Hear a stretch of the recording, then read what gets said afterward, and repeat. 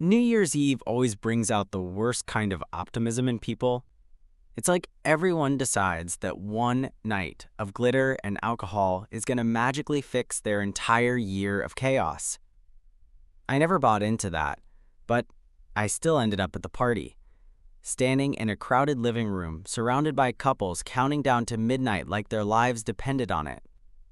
I hadn't even planned on going. I was going to stay home, make spaghetti, maybe fall asleep watching some low-effort disaster movie. But then Dylan texted me, "You better not bail. I'm dragging your ass here if I have to." Dylan was my roommate. And friend. Kind of. We met freshman year in a dorm hallway, when he offered me half a grilled cheese sandwich and told me I looked like I needed it. He was loud in a way that felt like honesty instead of arrogance, and over time, that honesty made its way under my skin.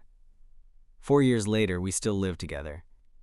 And somewhere along the way, I stopped thinking of him as just my friend. Not that he ever gave me any reason to think I could be more than that. He was straight.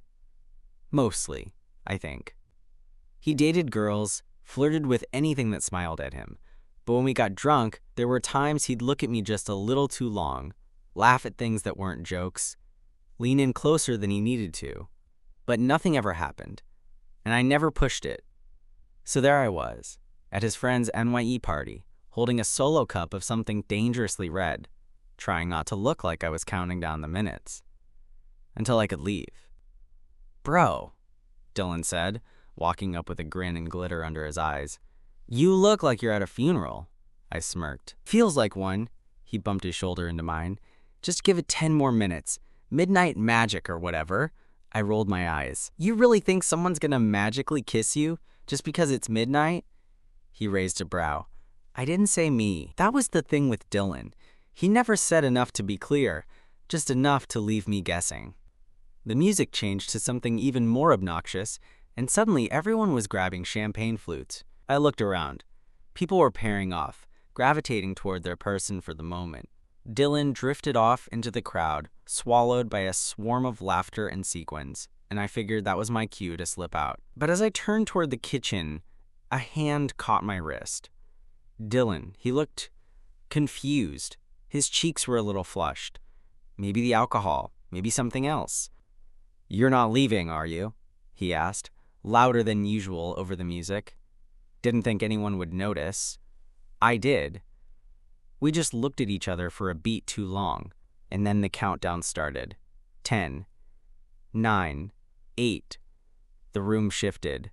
Everyone was leaning into someone. 7, 6, 5. Dylan stepped a little closer to me. 4, 3. He glanced at the room, then back at me. 2, 1. And then nothing. Everyone kissed. Glasses clinked. Fireworks somewhere outside lit up the windows. But Dylan and I, we just stood there, two guys surrounded by kisses, watching the world pair up around them. He laughed under his breath and looked at me with this crooked, nervous grin. "Well," he said, "guess we're the only ones who didn't get picked." I smirked. Story of my life. Then he shrugged. "Maybe we picked wrong." And just like that, he turned and walked toward the back door, disappearing into the cold. I stood there, holding my empty cup, wondering what the hell that was supposed to mean, and whether I should follow him. I found Dylan leaning against the railing of the back porch, a cigarette between his fingers, even though I'd never once seen him smoke before. The night was cold, the kind of cold that made your breath hang in the air like ghosts. He looked out at the backyard, which was barely lit except for a string of half-dead Christmas lights tangled along the fence. "Didn't know you smoked," I said, stepping out and letting the door click shut behind me. He didn't look at me, just exhaled and said, "I don't." I folded my arms against the cold and leaned beside him, careful to leave a little space. Not much, just enough. "So, what was that inside?" I asked, watching his profile in the low light. He flicked ash off the end of the cigarette, still not meeting my eyes. "What do you mean?" "You grabbed my wrist, said something about picking wrong. Kinda sounded like a thing." He finally looked at me, and his eyes were harder to read than usual. "It wasn't," Or, I don't know, maybe it was. Silence stretched between us, long enough that I almost turned to go back inside. But then he said, quieter this time, "Did you think I'd kiss someone? I figured you'd be one of the lucky ones." He laughed, short and dry. "You think I'm lucky?" "In that room? Yeah." He glanced back through the window. "You know what I was thinking about during the countdown?" "No." "I kept wondering if you'd leave before midnight. I kept watching the door, trying to catch you before you disappeared." I didn't know what to say to that, so I didn't say anything. He dropped the cigarette into an empty beer bottle and turned to face me fully. "You ever feel like you're supposed to want one thing, and everyone expects you to want it too, but your brain keeps pulling you somewhere else?" I nodded slowly. "All the time." He let out a shaky breath. "I was supposed to kiss that girl in the red dress. She even asked me earlier if I wanted to. I told her maybe. And then you didn't." "No," he said, staring at me now, "because I didn't want to." A car honked somewhere down the street, followed by laughter and the distant pop of fireworks. We stood in that quiet bubble, just two people pretending the cold wasn't making our hands numb. Finally, I asked, "So who did you want to kiss?" He didn't answer, not with words. He stepped closer, slow, unsure, like giving me a chance to stop him. And when I didn't, he reached out and touched the side of my face, his fingers cold, his touch careful. Then he kissed me. Not dramatic, not some fireworks exploding, orchestra swelling kiss, just a soft, hesitant thing. Like he was still figuring out what it meant even as it was happening. When he pulled back, his hand lingered against my cheek.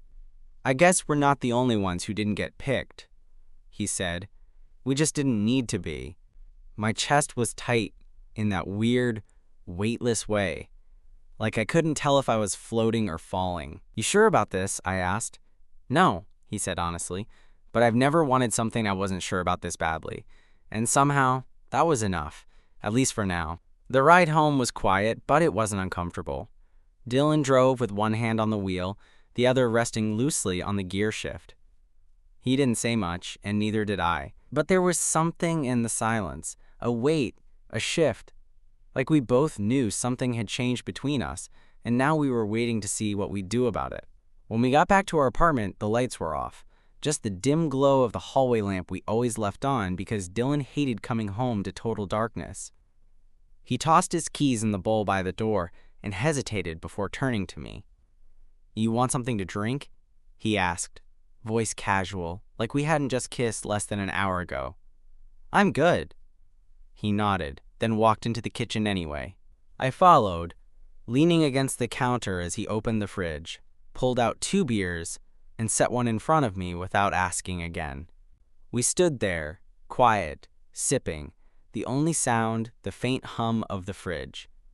Eventually, I said, "So, was that a one-time thing, or?" Dylan looked up, his lips twitching into a crooked smile. "You always get straight to the point," I shrugged. "I don't really know what else to do right now." He leaned against the counter across from me, tilting the beer bottle between his fingers. "I've thought about it. You. Us." That stopped me cold. "You've what?" He gave a small laugh, like he was embarrassed. "I mean, it's not like I didn't notice you. I just didn't think you'd ever be into someone like me." I blinked. "Dylan, you've had girls sneaking out of here at 6 a.m. wearing their heels on their hands. You're literally everyone's type." "Not yours," he said. "At least I didn't think I was." "You are," I said before I could overthink it. "Have been for a while." He looked at me for a long time, his face unreadable. Then he said, "That night, you were sick and I made soup?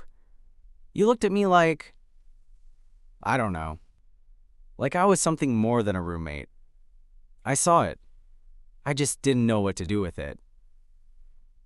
"You made canned soup," I said, trying to lighten the moment. "Yeah, and I stood over the stove, stirring that thing like I was auditioning for Top Chef."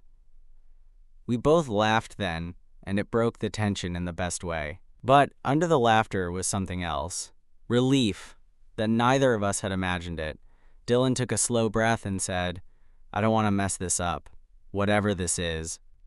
I'm not good at feelings." I stepped closer. "We don't have to label it. Not yet. But I don't want to pretend that kiss didn't happen. Me neither." He reached out, fingers brushing mine. And for the first time in a long time, it felt like something was starting. Quietly. Carefully. But definitely starting. We didn't talk about it the next morning. Dylan made coffee like he always did.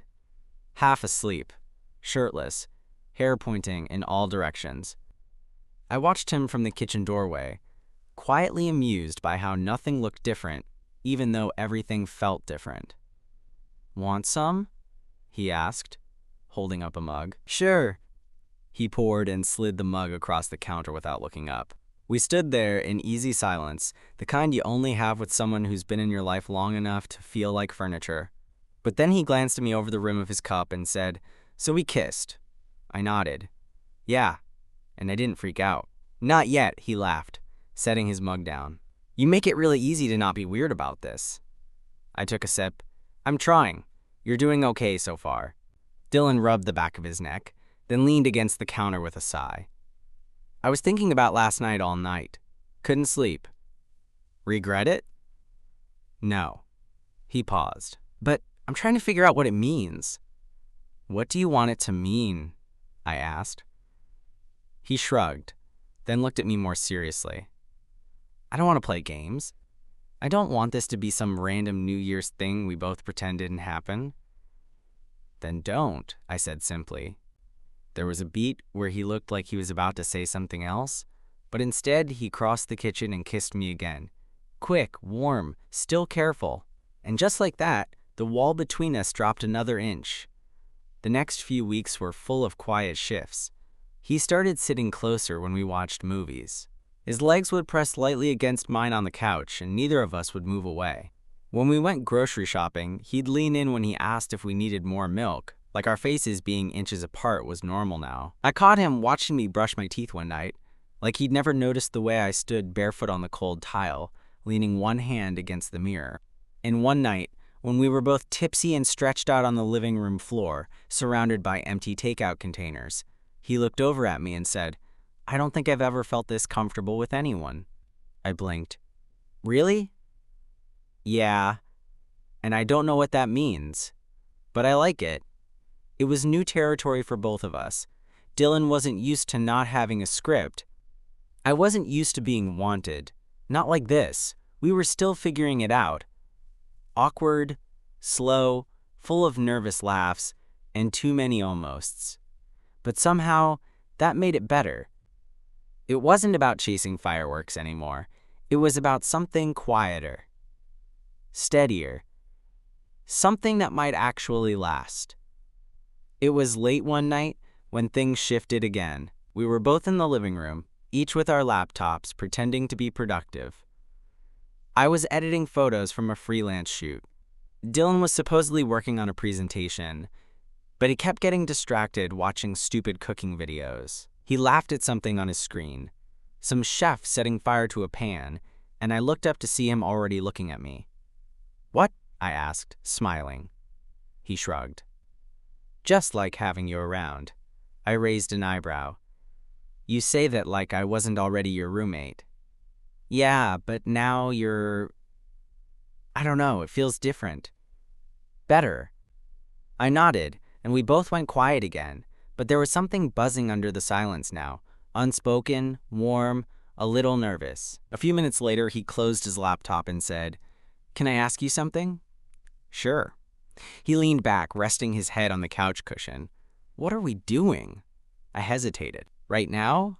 Or in general?" "In general." I closed my laptop too. "I don't know. Figuring it out, I guess?" Dylan looked up at the ceiling. "I've been trying to label it in my head. Like, is this dating? Just exploring?" And then I realized, why am I trying to slap a label on something that actually feels good for once? I smiled. "We don't need a label. Not unless you want one." "I want." He trailed off, then looked at me again. I want to keep doing this. I like waking up and seeing your mug in the dish rack and hearing you swear when your computer crashes. I like when you steal the blanket even though you act like you don't. I laughed. I never steal the blanket. You absolutely do. He reached out and ran a hand through his hair, then looked down at his lap, suddenly quiet. I think I'm scared it's gonna fall apart. It might, I said honestly, but it also might not. Dylan looked up again, and for a second, he looked exactly like he did at that party, standing under dim lights with glitter under his eyes, half lost, half hopeful. He leaned over and kissed me, soft and unhurried. I'm glad we didn't get picked that night, he whispered. Me too. And just like that, the uncertainty didn't feel so scary anymore. February hit like a gut punch. Gray skies, slush on the sidewalks, and that in-between mood where nothing feels certain. But inside the apartment, it felt warmer. Not physically. We still hadn't fixed the damn heater in the hallway, but emotionally. Between us, we were figuring it out. Not with labels, but with habits. Dylan started bringing me coffee when he came back from errands. I started doing his laundry when he forgot it in the basket too long. We'd cook dinner together, elbowing each other at the stove, trading dumb jokes and small touches. It was like we were building something one quiet moment at a time. But of course, not everything was easy. One night, Dylan got a text from his ex. Nothing dramatic, just, "Hey, saw your photo in Jack's story. You look good, hope you're well." I saw it light up on his screen when he left it on the coffee table. When he came back from the bathroom, I was quiet. Not mad, just unsure. He picked up his phone, saw the message, and sighed. "Did you see that?" "Yeah," I said. "She's just being nice. We haven't talked in months." I nodded, but something clenched in my chest anyway. Dylan leaned forward, elbows on his knees. "You don't have to worry about her. Or anyone else." "I'm not worried," I lied. He looked over at me. "Okay. Maybe I'm not great at this yet. But I'm here. I'm trying. With you." And something in the way he said "you" made my chest loosen again. "I know," I said. "I'm trying too." He reached for my hand, held it between both of his. His thumbs rubbed slow circles into my skin. It was something he'd started doing lately, like he was reminding himself I was real. We sat like that for a while. Just breathing, just being. I didn't need declarations. I didn't need a definition. I just needed this us, whatever it was, slowly growing into something neither of us expected. And for the first time in a long time, I wasn't scared of what came next. Valentine's Day came and went without fanfare. Neither of us mentioned it. I think we both knew it would feel like too much, too soon. Like putting a frame around something that was still being sketched. But that night, Dylan made pasta. Real pasta. Not boxed mac and cheese, and lit a candle, like a joke. "This romantic enough for you?" he teased, sliding a plate in front of me. "It's missing heart-shaped breadsticks, but I'll allow it," I replied. We ate on the couch, legs tangled under a blanket, watching some dumb sci-fi movie that made both of us laugh for the wrong reasons. At some point, Dylan leaned his head on my shoulder. "I've never done this before," he said, voice low. "What, make dinner?" "No, this, be with someone like this, and actually mean it." I turned to look at him. "Neither have I." He shifted so we were face to face. "I keep thinking about that night. At the party. You remember how you looked at me after midnight? Confused?" "No. Like you were trying not to hope too hard." I paused. "And now?" "Now," he said, brushing his thumb along my jaw. "I want you to hope." There was something so honest in his face it almost undid me.